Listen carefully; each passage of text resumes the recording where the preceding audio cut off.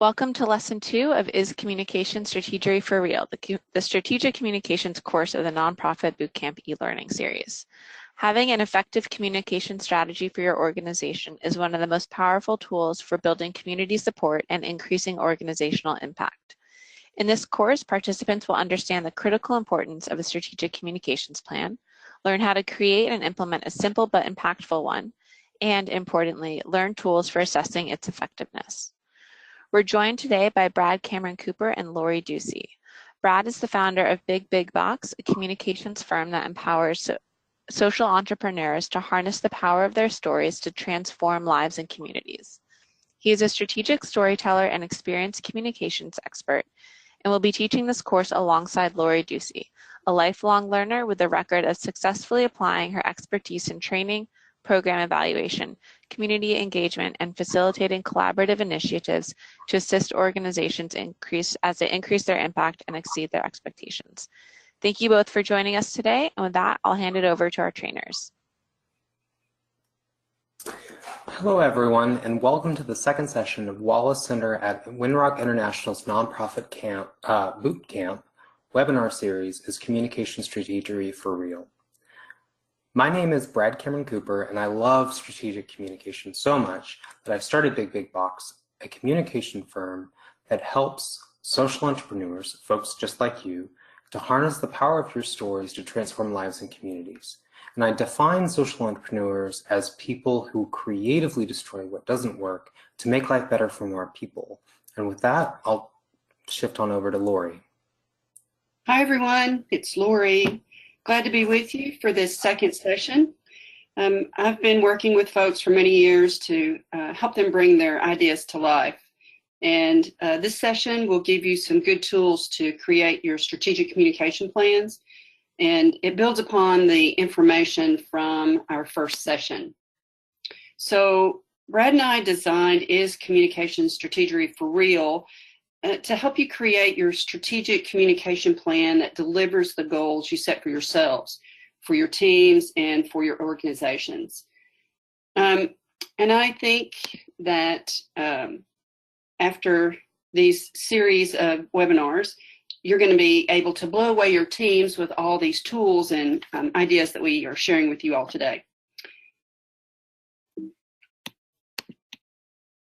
After today's webinar, you're going to know the elements of a strategic communication plan, what tools can lead to a campaign's or a plan's success, and generally how simple steps can get you to a strategic communication plan that works for you.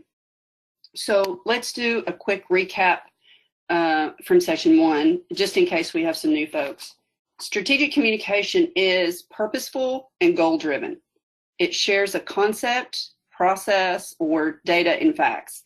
It is integrated internally and externally, and this is very important. It connects and engages a target audience and is planned to achieve a desired effect.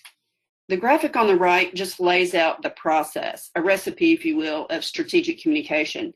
It all starts with a messenger who drafts a message for a targeted audience and then shares that message through a specific channel or channels.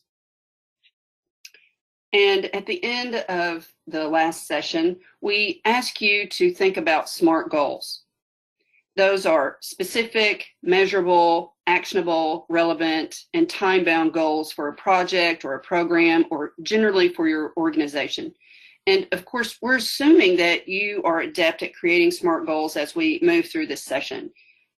Keep those goals that you worked on in mind as we move through the session and through the tools we're going to cover. After you have outlined your SMART goals, then begin creating your organization's strategic communication plan, and you have to consider these questions as you're going through that process. Why are you sharing a message and a story in the first place?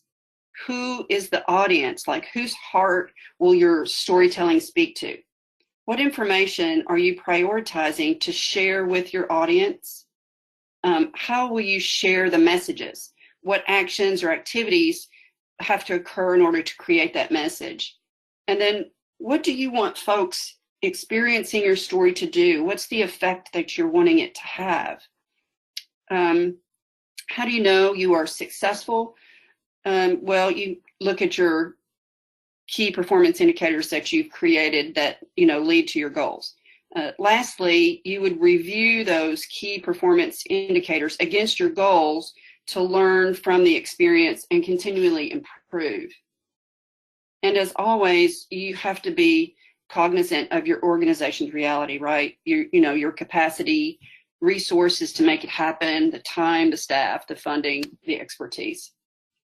So let's just kind of jump in for a minute. I'm going to give you some tools for smaller organizations and teams to use to start the planning process.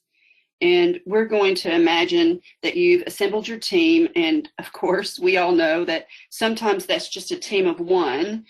So you know that in your mind and your heart, you're doing great work.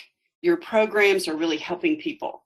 But you have to raise more money to fund your programs. You're thinking about all those programs. How are you going to get the word out about what you're doing and what your programs accomplish, and how are you going to help people understand why they should support you? So here is a basic brainstorming template. I've used this template with all kinds of teams. You may actually already have one that you use, but for this creative activity, let's imagine you're sitting with your team. Again, it may just be you as your team, and just brainstorm the program themes or topics that you want to communicate based on the SMART goals or the goal that you set. So let's say your goal is to increase donations for your Young Farmer program by 15% by August 31st. And you're going to start it June the 1st. For this example, let's look at the first row of the template. And you imagine you work with youth in an after-school program, so your youth program is your theme. Then you begin summarizing what stories fit that theme. Why that story? Why does it fit the goal that you have outlined? How does that tell what you want to do? How what you do has affected that child's life or the life of that child's family? How can people help this child or children like them? So what's the call to action? You need a point person, of course, and so a lot of groups that I work with, they say, if you bring up the topic or suggest the idea, then you get to be the point person. So sometimes it works, and sometimes that's not the best course of action. But still, that's the basic. You just think about this theme, and you move through this brainstorming template to get all these ideas out. And then after the brain dump, you're going to have to now prioritize all the stuff that was on there. What's the most important for what targeted audience, through what channels, at what time of year. Some stories will move forward, and then, of course, as you're prioritizing, others may fall away, and you may not do them at all. You may do them later in the year. It's all based on your priorities. And the grid on the right can help you define priorities if you need help. Once you have your brainstorm list prioritized, you can then flesh out the details of those stories and messages and define how to frame it in a particular audience, when to put it in play. Remember what we said was the goal was to increase the Young Farmer program donations by 15% through August 31st.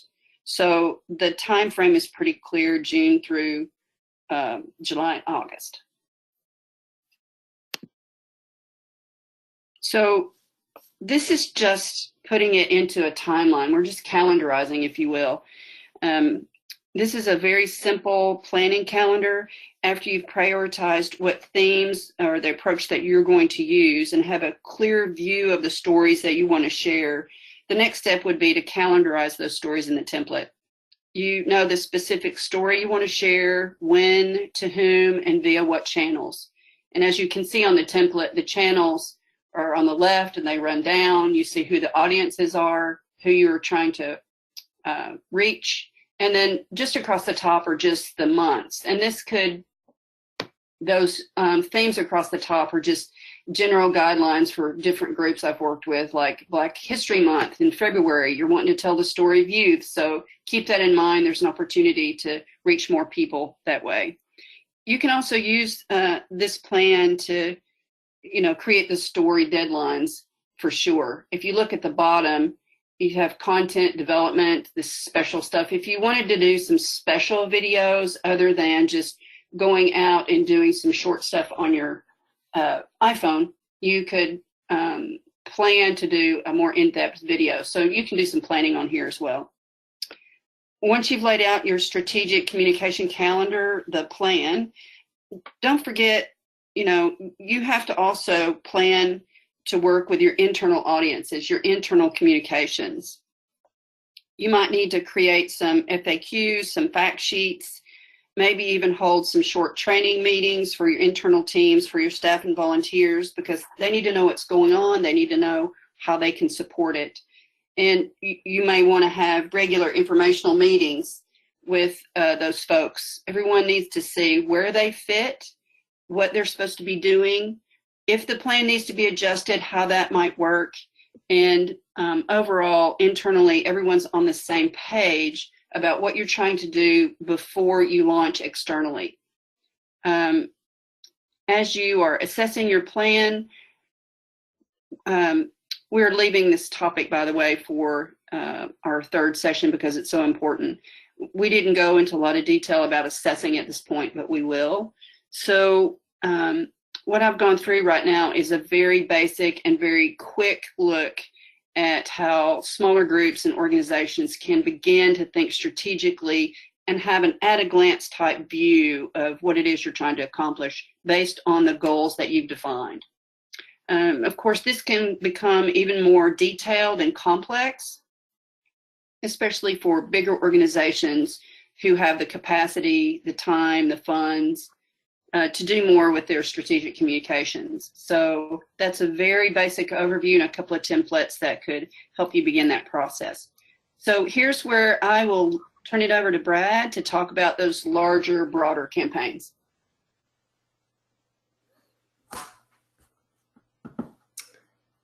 Thank you, Lori. And the reality of your organization's capacity is a great thing to consider before creating your strategic communication plan. Should you be ambitious? Certainly, but creating a feasible plan is equally important. And so I present to you the constraints triangle. First, you have to consider cost. For example, it's easy to fall in love with a perfect fundraising campaign to commemorate an organization's anniversary, but when I worked in philanthropy, I more than once talked with organizations that invested heavily into dinners, galas, and communication leading up to them, and they weren't able to cover the cost from these high-dollar, donor-driven events. Next is time your staff and volunteers have available. And the more complex that your strategic communication plan is, or related campaigns are, the more time your organization will have to spend on internal communication to ensure you pull everything off beautifully. In previous projects, I've calculated how much an organization would spend on staff salaries to move my teams to simplify our plans. For example, if you were doing a donor drive to raise $5,000 and it's going to cost you $6,000 in staff time, it's time to go back to the drawing board. And then third is expertise. Although you could argue that this is like staff time, because we can allegedly, based on what Malcolm Gladwell has said, accomplish anything and become an expert in anything within 10,000 hours of experience, we have to be mindful of what our teams are really capable of. This is about how well you can pull off your plan and whether or not you can succeed without calling in reinforcements, which is also known as consultants. Another opportunity to increase expertise available for your strategic communication project is to reach out to colleges and universities in your community. Another example is that I've often worked with several budding photographers, filmmakers, graphic designers, and web developers to complete awesome projects at a fraction of the cost it would have taken if I just simply hired professionals. And a thought before moving on from the constraints triangle is a cliche, and it's a cliche for a reason. Necessity is the mother of invention. Our organization's limitations are an invitation to creatively problem solve and learn along the way. Not everything we do will work, and I've finished plenty of projects only to look back on something that didn't go as planned that my audience enjoyed more than anything else that I put a lot of time and thought into. So whether you're a staff of 1 or an army of 100, give your teams the opportunity to fail intelligently, learn gracefully, and continue to drive innovation in the food system space.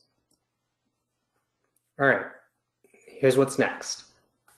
We're on elements of strategic style, and here are your tools for success. As you begin crafting your strategic communication plan, consider what your vision for the future is and how what your organization has to say will get folks there. This is your opportunity to use strategic communication to create the better world your organization exists to make possible. Then set SMART goals. To make steady, consistent progress toward realizing your organization's vision, what will you clearly be able to see is different as a result of the resources, staff time, and expertise you and your team has invested in your strategic communication. Additionally, consider your audience and the context of your communication. Context is the world in which your message is shared and what your audience is experiencing as they hear, see, and feel what you're saying. With a clear understanding of your audience and their experiences, you may want to revisit your SMART goals to ensure you're on track. So let's check out a tool you can use. Here is the Strategic Communication Plan one-pager, and let's start filling in the blanks. Let's give our project a title and duration. This helps us think about how time will be managed, and it'll help us prioritize these tasks versus other competing priorities. We'll just use the example of the experience that we're all sharing right now. For this nonprofit bootcamp series, Lori and I named our series "Is Communication Strategery for Real?" because we thought it'd stand out and draw attention. We started putting things together back in January and have set the end date as the end of May, so we know to prioritize this experience together versus other competing priorities. For the vision section, let's take Wallace Center at Winrock International as an example. The Wallace Center prepares for, implements, and shares content from the nonprofit bootcamp series because they, as the Wallace Center at Winrock International, envision a network of emerging and existing leaders and staff of community-based organizations working tirelessly to transform their communities through local and regional food systems development, who are supported, celebrated, connected, and invested in. As an extension of that, our vision for this specific series is Communication Strategery for Real, is that food systems professionals are rockstar communication strategists as a part of them being supported, celebrated, connected, and invested in. As for campaign and project goals, while preparing for this webinar series, the Wallace Center had to consider what your work looks like, your geographic distribution across the country, how much time you have available, and how together we can help you increase the impact in the communities you serve. Based on what the Wallace Center shared about you, we then were able to set the following goals for this series: that participants will understand the importance of a strategic communication plan, create and implement a strategic communication plan, and then, further yet, assess the effectiveness of your strategic.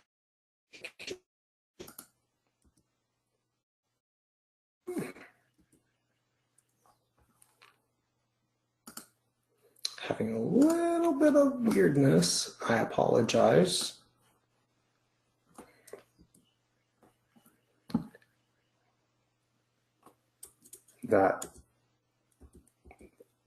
I'm so sorry. This is great.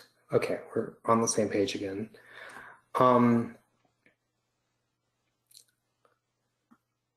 Before finishing up our one-page strategic communication plan, let's look at some additional things to consider. With a clear vision and SMART goals based on your audience's context, you can then make strategic choices about your activities to create and share deliverables. I'll remind you that the choices you can make are constrained by resources, staff time, and expertise. Sorry, I'll repeat that. I'll remind you that the choices that you can make are constrained by resources, staff time, and expertise. Also, how you determine activities is synonymous with how you'll make progress toward your SMART goals. Think about the channels you have available and what you can feasibly do to share your message creatively, frequently, and effectively. You then define your indicators so your organization can track progress toward your goals. This is often less about holding folks accountable and more opportunity to continuously learn, grow, and improve. And while there's an opportunity to track progress over time, you'll definitely want to revisit the indicators that you've been keeping track of along the way after the duration of your plan to see how things went. Also, please note that in our next week's session, we'll spend a whole session on tracking these indicators to assess how well your organization implemented its plan and how good your plan was to begin with. Lastly, after you've thought about everything, vetted certain tasks with the folks who are responsible for them, and figured out why, what, when, and how, it's time to take a step back, revisit your team, and see if everything you are about to set out to do is even possible. Now let's wrap up our pretend one-page strategic communication plan. Starting with actions, the Wallace Center, while they have great communication staff and experts, and when we made the strategic choice to bring Lori and I in, along with other specialists in various areas, to share what we've learned and experienced with all of you, we had to make some strategic choices. As for activities, the Wallace Center has used their website, emails, and webinars to share this and other nonprofit bootcamp content to drive progress. Regarding success indicators, as we put Is Communication Strategery for Real together, our indicators were the number of folks that would show up, and we wanted more than 20. Our next indicator was whether we help participants become rockstar communication strategists, which we could track based on survey responses throughout the series. Our last indicator was whether we facilitated engaging office hours conversations, which would look like lots of folks chiming in with questions during office hours and getting excited about the content. Going back to our SMART goals, we could use these indicators to see if we'd accomplish the following with all of you: whether or not you understand the importance of a strategic communication plan, whether or not you can create and implement a strategic communication plan, and whether you'd be able to assess the effectiveness of a strategic communication plan. And to close out how you can use this one-page strategic communication plan, let's look at buy-in based on your plan's feasibility. If Lori and I attempted the first session we'd planned for this series as we thought, it could have easily been a full hour and a half. We had to take a minute, make necessary revisions, and deliver you a more streamlined, focused presentation based on the constraints of our time together. Please note, the one-page strategic communication plan is fairly simple. It's a straightforward tool, and we hope you can use it. Additional tools for calendaring, thinking critically about your audiences, and taking your strategic communication even farther are available in the resource resource page for this session. We have a few examples that I'll run through quickly. Here's a low-cost opportunity, which is to use social media effectively. I hope you're familiar with Giving Tuesday. The Giving Tuesday hashtag is used every year after we've stuffed ourselves with Thanksgiving dinner, braved the crowds on Black Friday, and loaded shipping trucks on Cyber Friday. Last year, nonprofits across the U.S. engaged communities with videos, memes, and language to raise more than $400 million online. Giving Tuesday is a great low-cost, easy example of how your organization can use current events and a little social media know-how to drive progress toward your organizational goals. Another low-cost opportunity is to use social media videos. Facebook, for example, has made it incredibly easy to use your phone to broadcast speeches and events live. I love this example from Heifer International entitled "Watch the Most Important Facebook Live in the World" because it's not overly planned, it's not polished, and it's not perfectly presented. Heifer CEO casually connects with the audience and shares why giving to Heifer during the holiday season is so incredibly important. Our next example of a great communication deliverable is a blog. A blog is an easy way to share stories, points of view, and join broader conversations to get your organization noticed. I personally like Bill Gates's blog, Gates Notes, because the experience I have when I go there is relatable, authentic, and accessible. Bill Gates's strategic goal for his blog is to both connect with people as well as to build credibility and trust for his global philanthropic work. Our organizations have the opportunity to create and contribute to blogs to establish our staff as thought leaders, as well as to, like Bill, connect with communities, build credibility, and foster trust with the communities we serve. And a couple of years ago, I had the honor to help the Winthrop Rockefeller Foundation's Reverend Corey Anderson put together an editorial entitled "Embracing Innovation Could Accelerate Progress in Philanthropy." In his editorial, Reverend Anderson shares why failure is so important in philanthropy, as well as the public service sector writ large. He draws a parallel with innovation and technology. Apple's first iPhone was a block of wood. Apple continued to produce duds until they got the right formula. And now, what started as a block of wood is the flagship device of one of the world's wealthiest companies.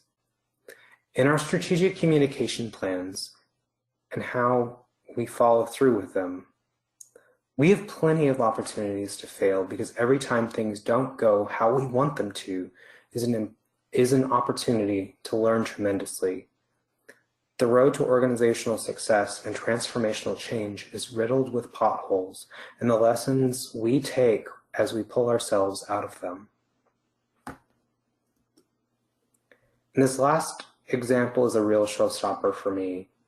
A consulting firm called Frontline Solutions, with support from the Robert Wood Johnson Foundation, developed the Under Construction Project Report. While there is a print form of this report, the website thoroughly blows me away in its ability to combine data and stories from across the nation to recognize and celebrate organizations serving Black men and boys as valuable, albeit often unseen, assets to their communities. And while this was a time-consuming and rather expensive project, it inspires me to explore new, creative, and perhaps more affordable ways to tell stories to engage communities and build movements that nudge us closer to the better world that we all know is possible. I wonder what something like this could actually look like and what it could achieve for the leaders building an even greater food systems network. And here's a quick overview of additional tools you can dig into to take your strategic communication even further. SmartChart 3.0 comes from Spitfire Strategies, a brilliant communication firm that I have had the opportunity to briefly be trained by a few years ago. What I like about SmartChart 3.0 is that it does an excellent job of helping you think about your audience's context and how you can design communication based on their context.